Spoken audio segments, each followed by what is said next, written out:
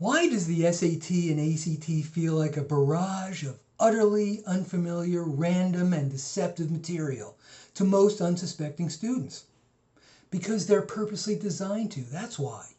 Not designed to be unfair in a malicious way, but engineered deliberately to trip up students who are only prepared for school-style tests. Today, we're going to pull back the curtain on how this test actually works. And once you see it, you can't unsee it.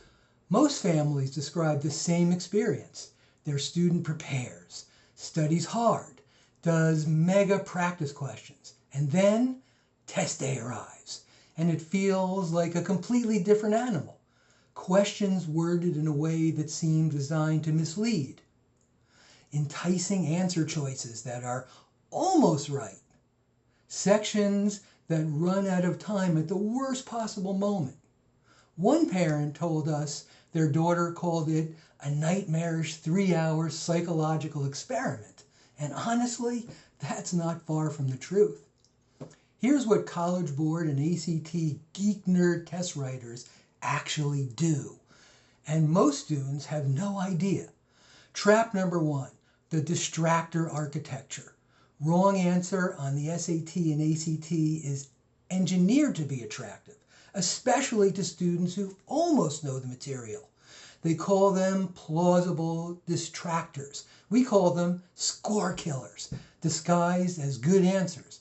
Trap number 2, the complexity disguise. Difficult questions on these tests are often not testing harder concepts.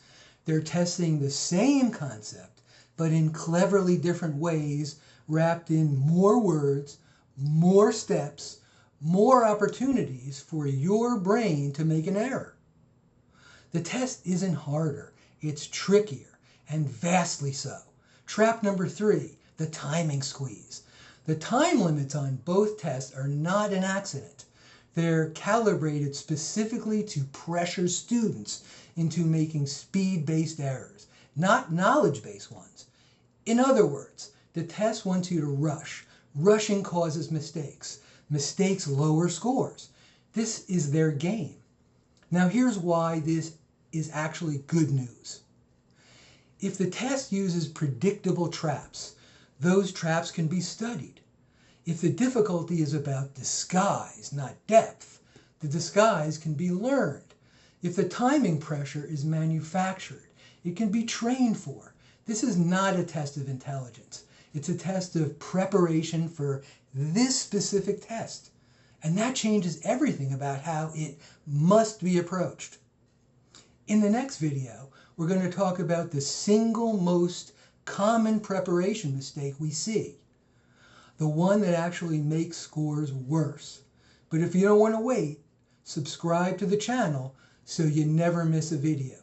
And if you want us to look at exactly where your student is losing points, the link below gets you a free personalized strategy session. We'll see you in the next one.